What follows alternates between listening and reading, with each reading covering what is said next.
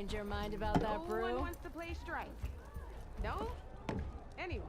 Come for that beer after all, eh? Here, sit down. Get a pint in her hand. Wasn't expecting you to swing by. Since when do I do what's expected? Ha! There's that spark. Fire and spit. Fire and spit.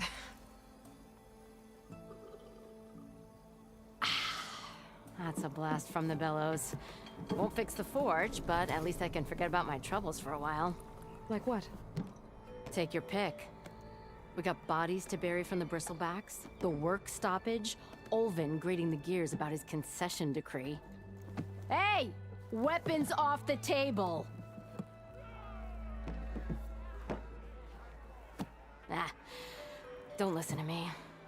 Nothing a cold brew and knocking some heads together can't fix eventually.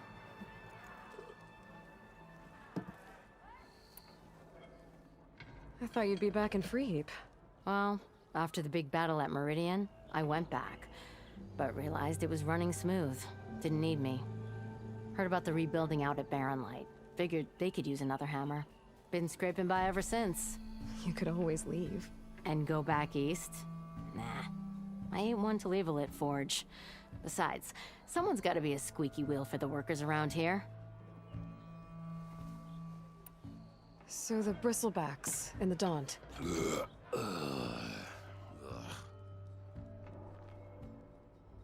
Where did they come from? That's the thing. No one rightly knows. They just showed up one day, rampaging around the valley like they exploded out of a forge. Lost some good people. But I heard talk of some vanguards trying to take them down. Did they come through here? Stopped by briefly for supplies. Ulvin was none too pleased. Won't be able to crank it to his advantage once the bristlebacks are gone. But how could bristlebacks and the Daunt help Ulvin? 2 words. Concession decree. Since no one knows where the bristlebacks came from, Ulvin has taken to blaming the Karja for him. He's hoping to dig up enough old resentments to get a strike going until the concession's signed. This is just his latest attempt. He's been trying to rile up the workers since the day he rolled into town. And people actually believe him? Lots of folks suffered at the hands of the Mad King during the Red Raids. Give him half a reason, they'll blame the Karja for anything. Ah, damn Karja slavers. So about Ulvin. Around here, everything's about Ulvin. How'd he end up in charge? He got here early, like a squirrel smelling a fat nut. He knew rebuilding Barren Light would need stone and timber. So he jangled purses all over Mainspring, getting investors to front claims on anything in the Daunt that might be worth a damn. Thing is, all the bankers back home know that this is Karja land, and the Sun King can revoke those claims at any time. That's why he's desperate for the magistrate to sign off on a concession decree. This concession decree, what is it exactly? And how would it help Ulvin? It's pig diddle, that's what. A writ that would put all Osram claims in the Daunt under Osram law, even though they're on Karja land. It would mean that any existing ore, stone, and timber claims couldn't be revoked by the Karja. No more risk, no more hesitation for investors back in the claim to pour in the shards and expand their business. And since Ulvin has a stake in all those claims, it would make him richer than a scrapper in a junk heap. Not to mention Chainscrape would become an Osram municipality, so he could buy enough votes to call himself an elderman. He's a sly old badger, I'll give him that. Figures if he keeps up the pressure, eventually the magistrate will sign. Well, I have to be going. Thanks for the drink, Petra. I'm glad I stopped by. Anytime, Flamehair.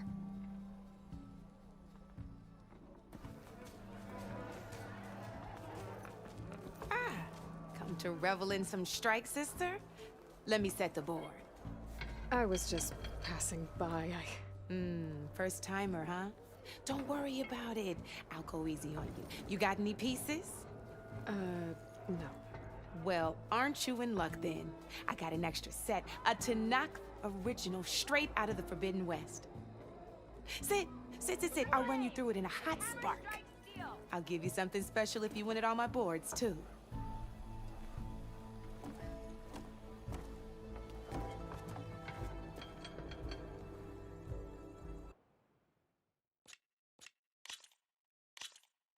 All right, let's start off simple. The Tanakh like to say that Machine Strike is a game of pure strategy. We each get a set of pieces. Each piece represents a kind of machine, and each machine is worth a different number of victory points. And to win the game, you'll need to gain 7 victory points by destroying the opponent's machines. It can be tricky remembering the details of every machine, so we use these notes to keep track of them. You see that number on the top right corner? That there is how many victory points you'll get for destroying that machine. Notes also tell you how far a piece can move,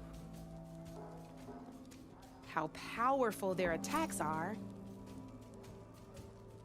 the distance they can strike from, and of course, their health. Okay, that's enough for now. Let's just play. I'll explain the rest as we go. I own the board, so I get to choose who goes first. Since this is your first time, I'll let you go. Usually you get to choose which pieces to set on the board, but this will do for now. Pick up that machine piece to your right, and move it forward. And remember, each machine can only move a certain distance. Take a look at your notes if you need a reminder. Easy enough, huh? Now, you get to move 2 machines each round, so go ahead and pick a second machine. Perfect.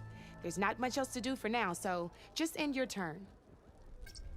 We're forging onwards. Let me move my pieces here.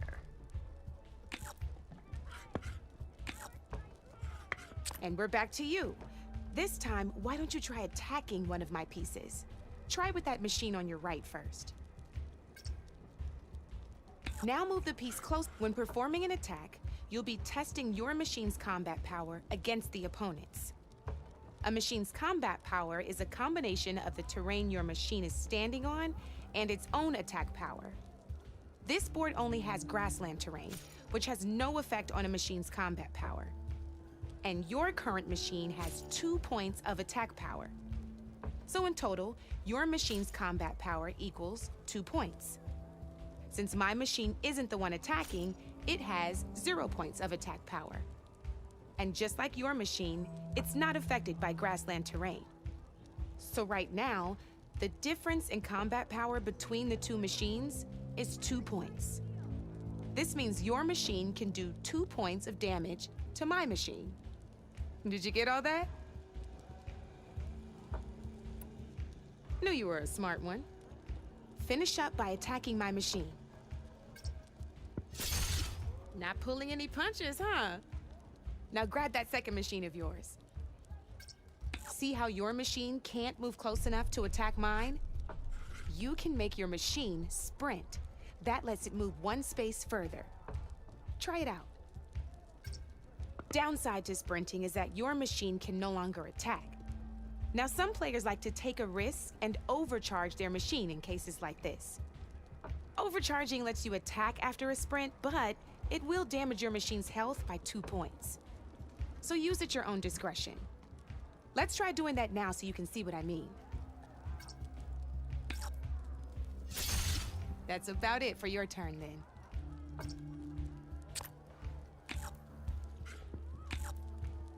Now, I'll let you in on a neat trick. That machine of yours, the one closest to me, grab a hold of it. Same as in the wilds, machines have both armored points and weak points. You can see them marked on the pieces. Blue shows where their armor is thickest. Hit them there and you'll do some damage, but not a lot. Now, red shows the machine's weak points. Hit those and you'll deal a mighty blow. Here, let me show you. Rotate that piece so your machine faces mine. Now let that machine have it. Off the board she goes, and there's your first victory points. You don't have 7 of them yet, so let's keep going. Your machine attacked mine, but hasn't moved yet. Go ahead and move downwards towards my remaining piece. You've already attacked a machine and moved your piece. But If you overcharge your machine, you can attack a second time. And by the look of your machine's health, you'd be sacrificing your piece to defeat mine. But sometimes, that can be a good thing. Overcharge your machine to attack mine a second time, and I'll show you what I mean. Ain't that a thrill? Now, because your machine was knocked out at the same time as mine, we both get the victory points our machines are worth. Good news is, since you're the one attacking, you're gonna receive your victory points before I do. Which means you can reach the coveted 7 victory points first. That's why sometimes losing a piece can be the best way to end a game in your favor. Now, you'll notice you didn't get quite up to 7 victory points this time, but you did destroy all my pieces. That means you're the winner! That wasn't so hard, was it? Just remember to always check for the best terrain to attack from. You'd be surprised the advantage you can gain over an opponent like that.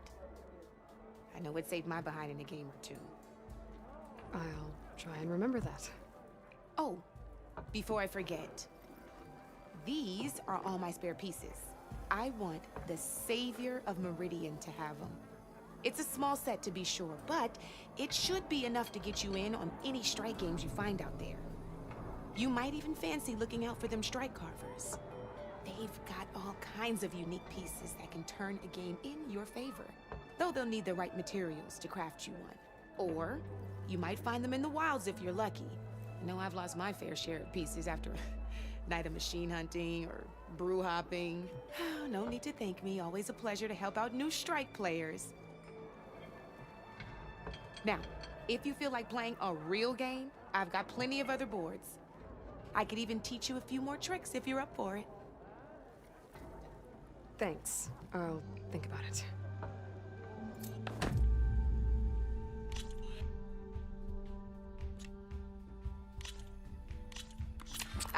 I knew I'd make a strike player out of you yet. How about this time I tell you how to use a board's terrain to your advantage? This one's got all the different terrains you can encounter in a game of Strike. Knowing when and how to use them can mean the difference between victory and defeat. Terrain mainly affects your machine's combat power. As you know, when fighting an opponent's machine, you compare its combat power to yours. The higher your machine's combat power, the more damage you can do. So finding the right terrain is an essential strategy for overpowering your opponent. Here, I'll show you. Grab that piece to your left and move to attack my machines. Now the combat power is the sum of a machine's attack power and the value of the terrain it's standing on. Since your machine is attacking, it's using its 2 points of attack power. It's also standing on forest terrain with a value of 1 point. Add those together and your machine has 3 points of combat power. My machine is standing on grassland terrain with a value of 0 points. It's also not attacking, which means their attack points aren't in play. So my combat power is 0. This means your machine can do 3 points of damage. Go ahead and test it out. There you go. Now, choosing the right terrain doesn't just improve your offense. It can also help defend your machines from attack. Grab your other piece and place it in front of my second machine. Since your machine is attacking, it's using its 2 points of attack power. It's standing on grassland terrain. This terrain has a value of 0. This means your machine's combat power adds up to 2 points. My machine can't use their attack power since they're defending their position. But they have the higher ground. They're standing on forest terrain, which is worth 1 point. This means my combat power adds up to 1 point. Now, the front of my machine is colored blue. This means that the spot you're about to attack has armor protecting it. Which means my machine gets an extra point, giving it a total of 2 combat power points. If we compare the combat power of both machines, you'll see that you won't be able to do any damage. Whenever you're unable to top an opponent's combat power, you can still choose to attack and break their machine's defenses instead. Go ahead, try it out and see what happens. See? When you break a machine's defenses, you can knock it backwards. Sure, both our machines will receive 1 point of damage, but knocking my machine off that terrain makes it more vulnerable to attacks. Not only that, if my machine had been blocked from moving backwards, it would have received an extra point of damage. And if my machine had been blocked by another one of my pieces, that machine would have received damage as well. That's why breaking a machine's defenses is a great way to deal damage to several pieces at once. Useful, right? Okay, now go ahead and end your turn. There's still one more thing I want to show you. All right, as we've seen, the higher the terrain, the more it'll add to your machine's combat power. However, there are 2 other terrains that work a little differently. This is what we call a chasm. Only flying machines can be placed on those. But it'll take away 2 combat points if you do, so be wary. This is marsh terrain. Landing on it will take away 1 combat power point from most machines. It'll also keep your machine from moving for the rest of the turn. Here, let me show you. Grab that machine on your left. See? All you can do now is wait for your next turn to move again. Or you can overcharge your machine to get out of there. You can still attack any nearby enemies so you're not completely helpless. Well, I think that's enough yammering from me for now. Promise it'll all come in handy next time you play.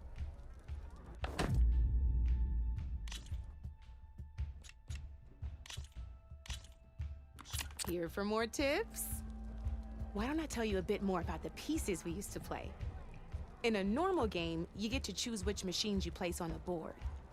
Each one is worth a certain number of setup points, and you can spend up to 10 assembling your army. Knowing what each machine brings to the game and building an army that matches your strategy is the key to becoming a machine strike master. When assembling your army, there are a few things to keep in mind. First and foremost, you can never have more than 4 of the same machine on the board at the same time. With that in mind, most players would choose machines based on how far they can move or how much attack power they have. But a real strike player will be looking at a machine's type and skills. Let's take a quick look, shall we? Pick up that machine on your left. All right, let's talk about the different ways in which a machine attacks its opponents. In other words, its machine type. If you look at your notes, you'll see this machine here is a melee type. You can also tell by the shape of the base the piece stands on. A melee type machine attacks the first enemy within range, and no one else.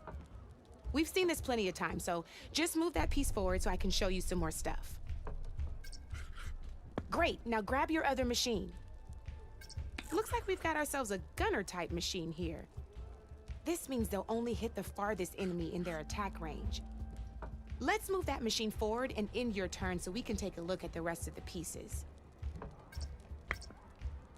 Let's go with this piece first. This is a ram type machine. Attack an enemy with it and it'll push the piece backwards. Like this. See, now my machine has taken over your machine's spot on the board. This is a great way to take the advantage away from your opponent if they have the higher ground. Looks like we have one more piece to look at. Now this is a beauty of a piece, a dash type machine.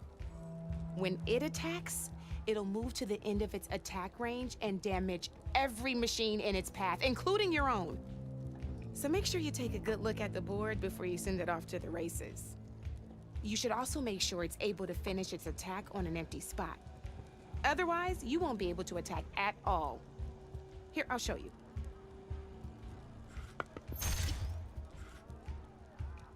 Look, it even rotated your piece. A nifty little piece you'll definitely want in your set. If you look at your notes, you'll notice this particular machine has one of the skills I mentioned before.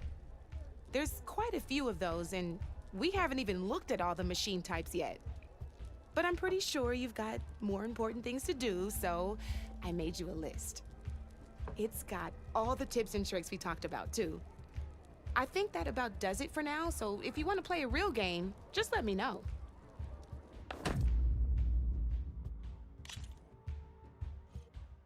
I'll see you later, Aloy.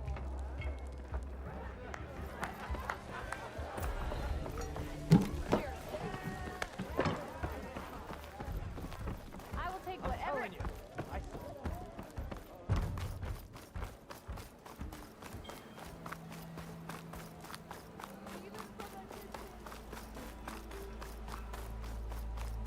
Good day. Good evening. Hammer, tongs. I hope Corvin and the others are doing better than I am. What happened to you?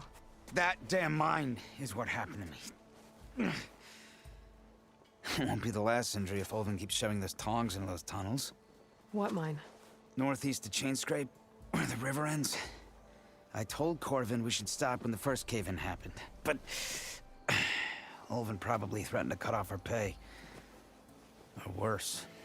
How about you slow down and take me through it? You mentioned you were injured in a cave-in. Yeah, a couple days ago. That's how I hurt this blasted leg. Corvin and the others were opening a new vein while I was checking on an older one. As soon as their blast hit, the tunnel I was in collapsed. Might have dodged it if I wasn't running on barely a spark of sleep. We were pushing too hard and too fast. And you're afraid Corvin and the others might not be as lucky if it happens again. Mm-hmm. Hit the nail right on the head. How come Olvin's in charge? Don't these mines belong to the Karja? Try telling Olvin that. He brought in all the backing to get them open. Might as well own them. Fire and spit. You ask him. He owns us as well. Who's Corvin? He's their foreman. And a damn good one. The kind that knows how to deal with management when it gets unreasonable. But Olvin... his demands go beyond unreasonable. Corvin's been doing his best to appease him. He even blamed himself for my injury when it was Olvin who ordered the extra shifts. Sounds like a good guy. That's why we all put up with the long hours and lousy conditions. But if the whole mine becomes unstable, I'd rather suffer Olvin's wrath than die buried in rubble. I could check in on your crew if I'm in the area. I would appreciate that. Thank you.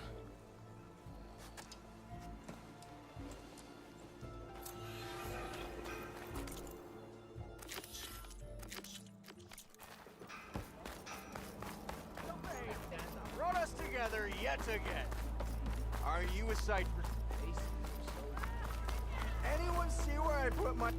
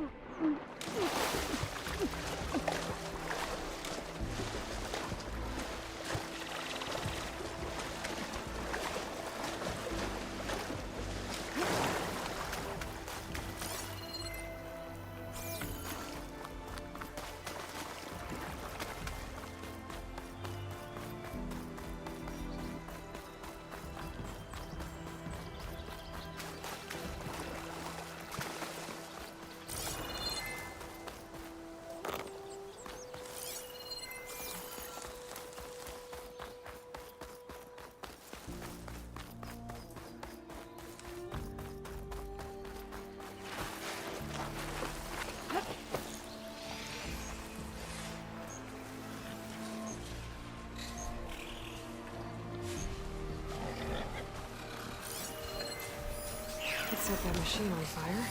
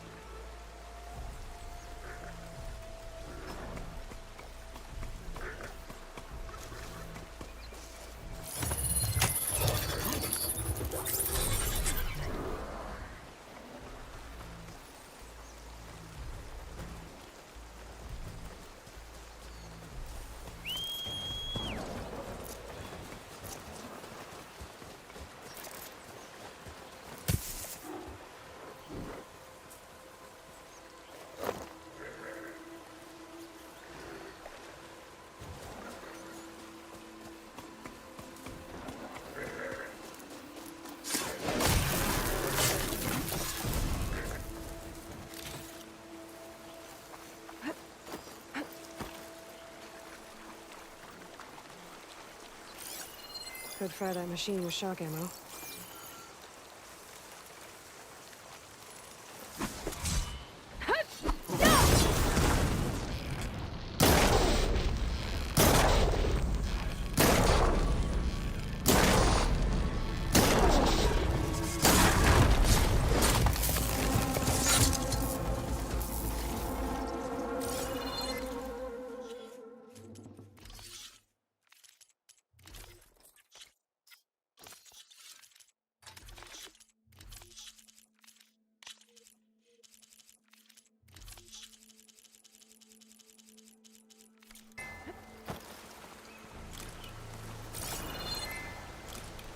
Smoke. Coming from where Arnav said I'd find his crew.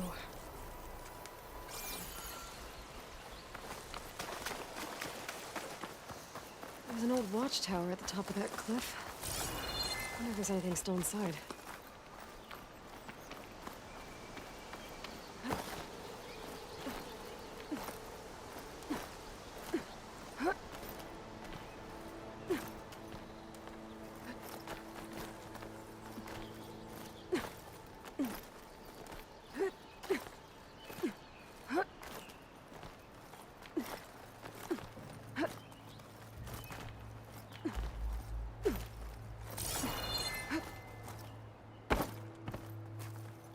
Get this turned into something tasty.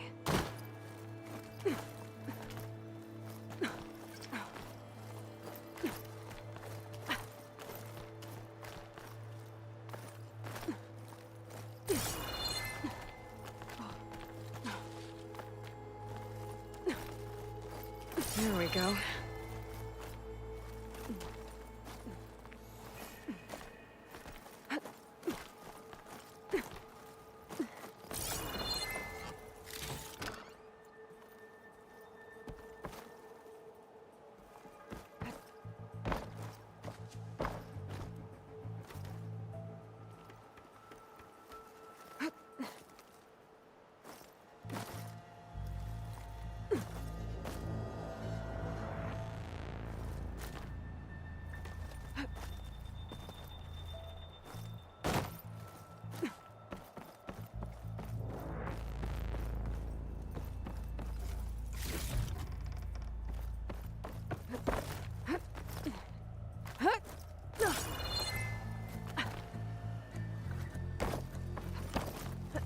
Made it.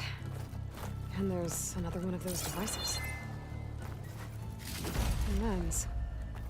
Guess I'll figure out what to do with it later.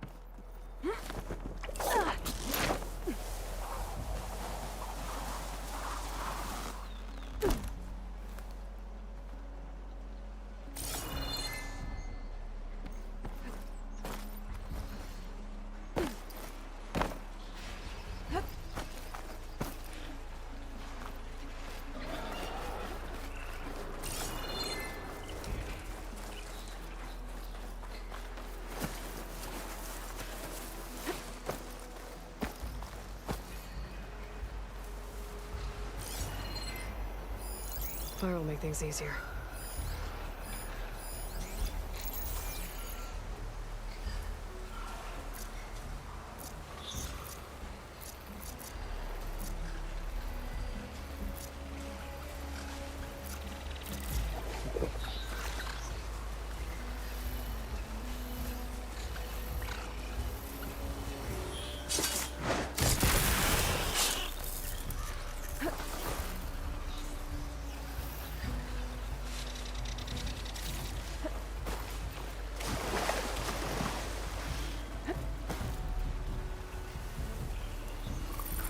Could teach me how to override these machines.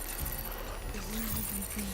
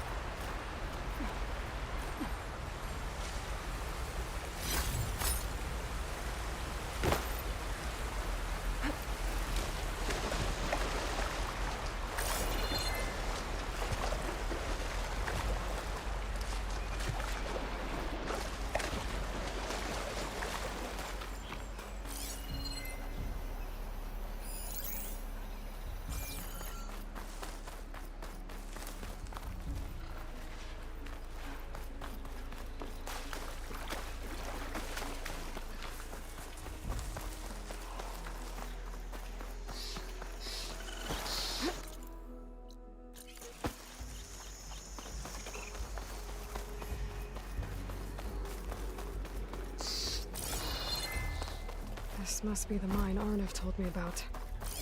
It looks like the miners are in trouble.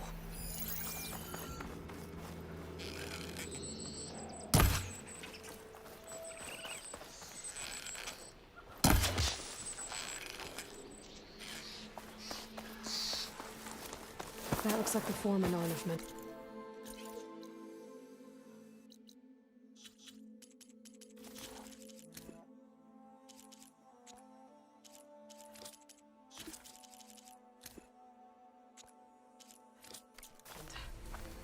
I should check in with him.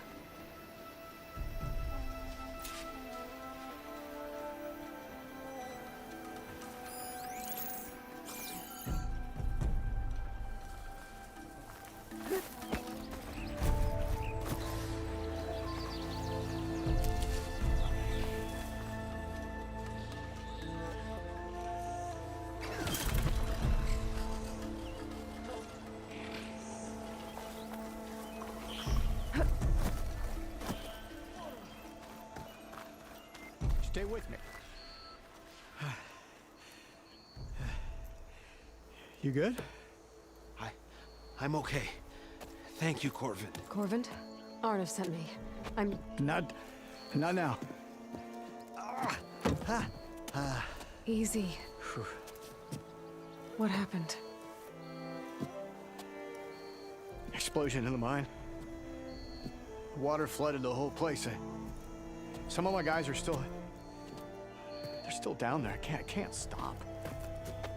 You've done enough.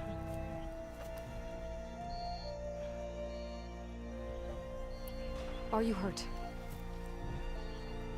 I'll live. The others. Please. I need to know exactly what happened. We used controlled blast to open up new veins in the mountain. One of them must have gone wrong. I have to go.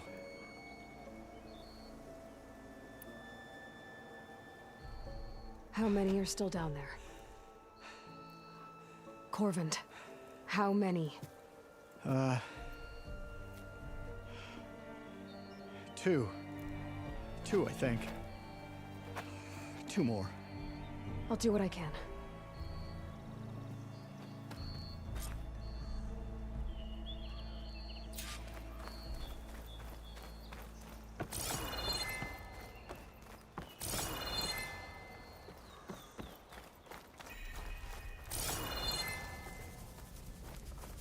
Gotta find those two miners, quick.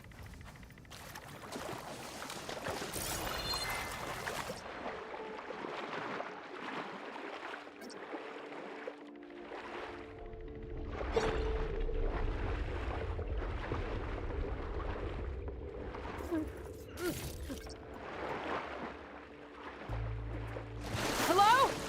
Can anyone hear me?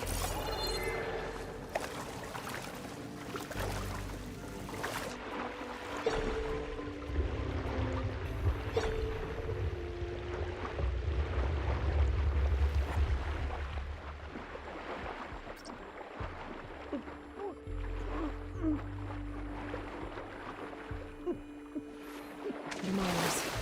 One of them doesn't look too good. I think I'm starting to see things. Is that a Nora?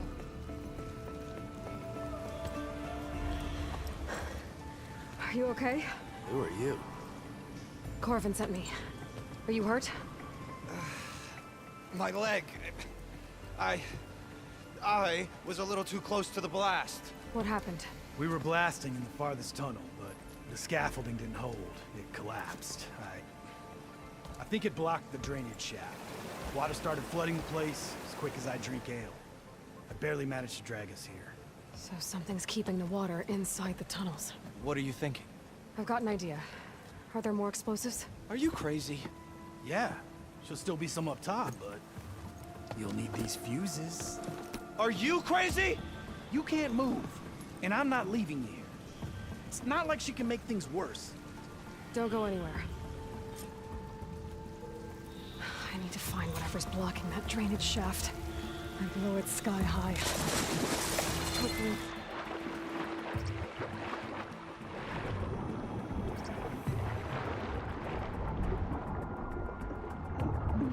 Almost there.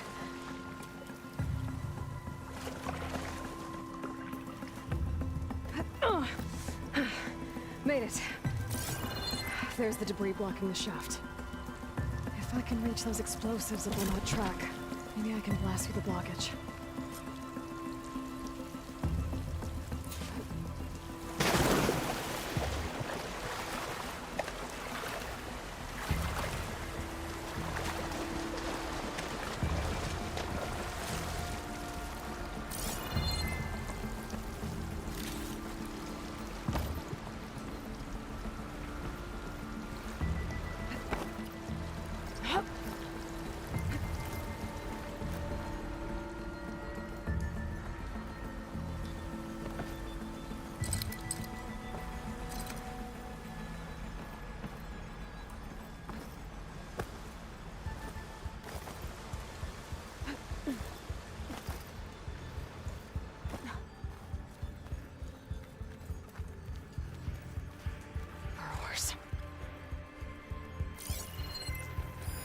Machine's weak to fire.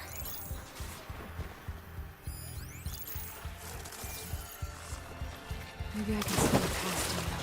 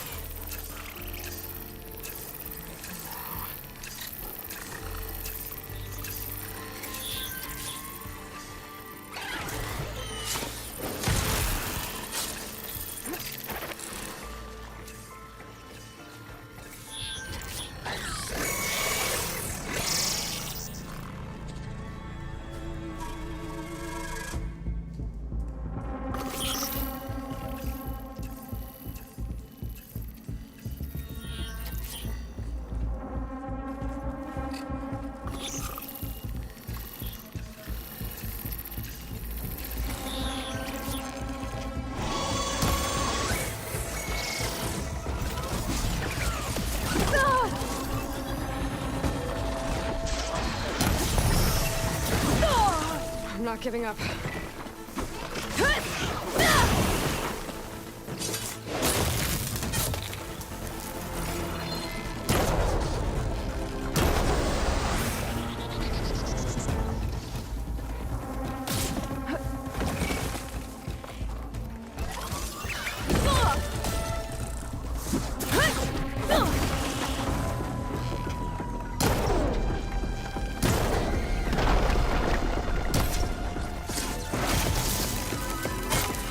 All of them. Gotta find a way out of this room.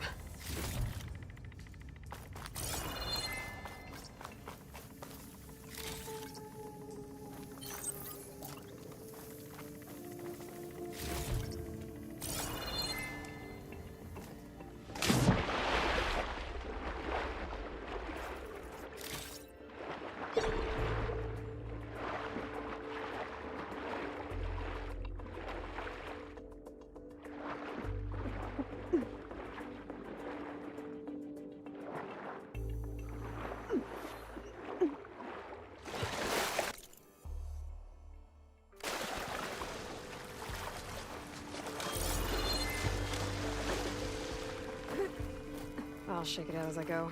I should follow those tracks. See if they lead to the explosives.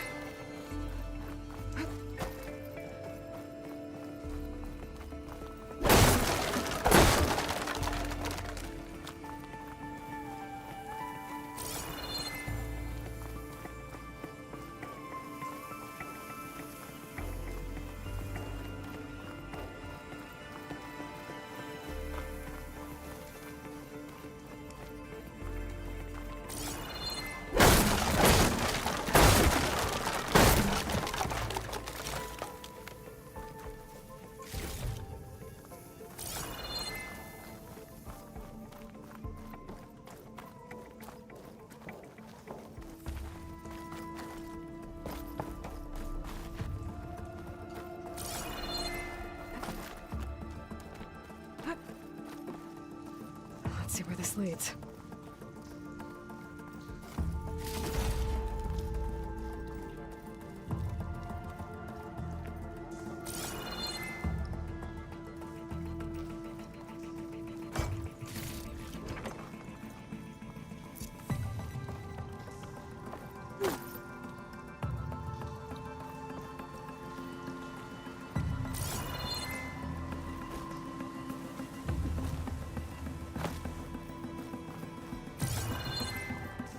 There's the explosives, up on the track. Just need to get across somehow. Might be a good idea to drop that ladder.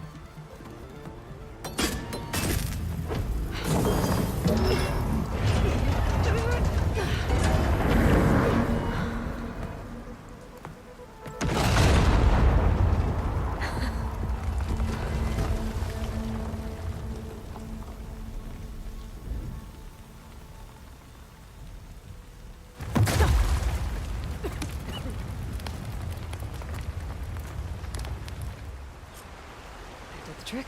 Ah, guess that got its attention.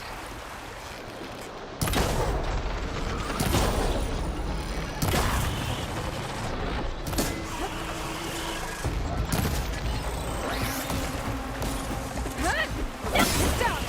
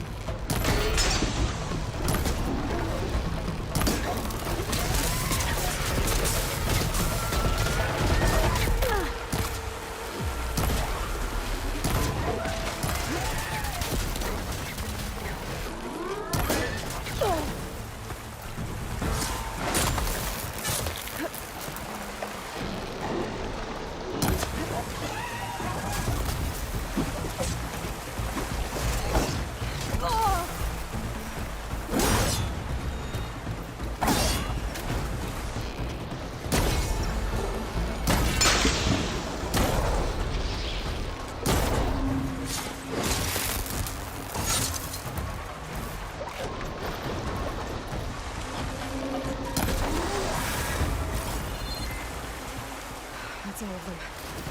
Now let's go check on those miners.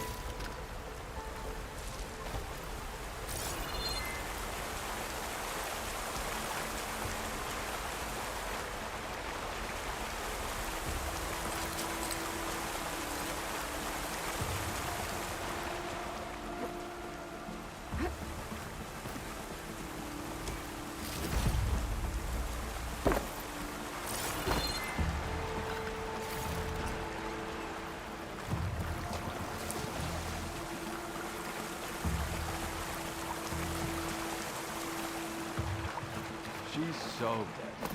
We don't know that.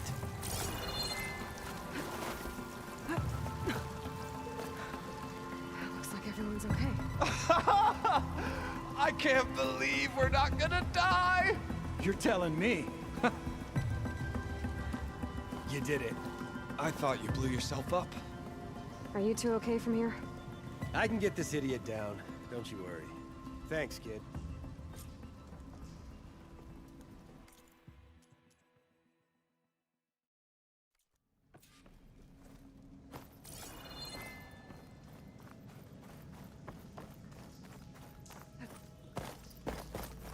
Better let Corvin know his men are all right. Come on. Up we go.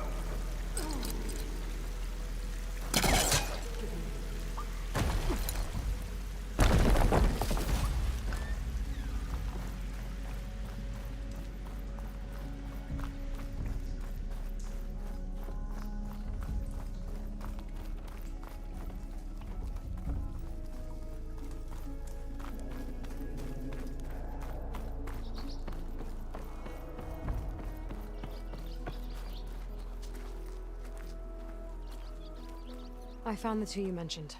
They're safe, but could probably use a hand. Is that everyone? It is. I dread to think what would have happened if you hadn't shown up.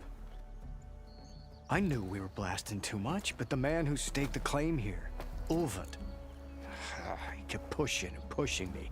I tried to shield my crew from his constant demands every damn day. I should have been stronger.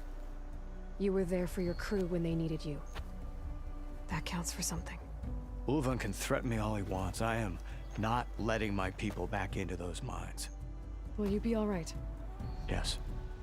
I can take it from here. You are owed, Huntress.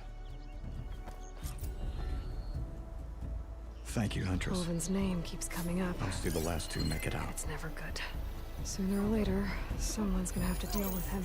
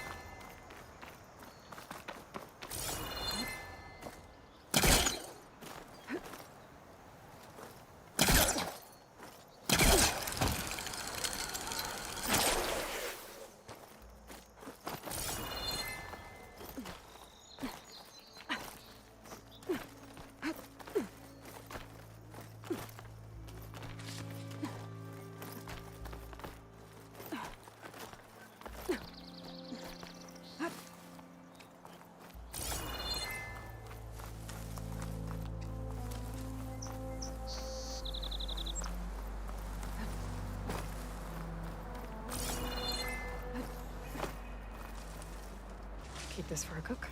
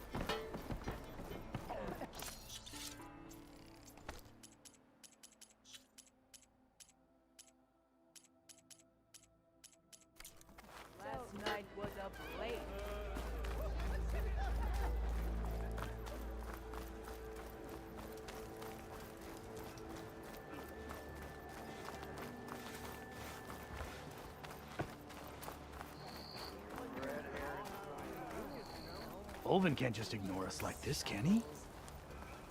We almost died because of him. Have you seen us? What are we supposed to do? Have Arnott throw his crutch at him? Are you ready? I see you all made it back. Hammer and tongs. That they did, Huntress. They tell me you blasted through the problem. Lokuf here came back trembling like a twig. Hey! What's important is everyone made it out. No thanks to Ulvin. Have you talked to him yet? We're on the waiting list. Doesn't have the guts to face all of us at once. We need to stick together, in case he decides to send his goons over. You're all banged up as it is. I can deal with Ulvin. You don't need to stick around. We know, you old hammer. Just stay safe. I meant to ask, how did you do in the fighting?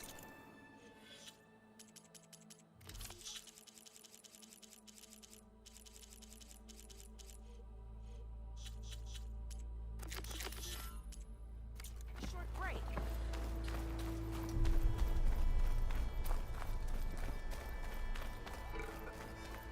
Just gives it to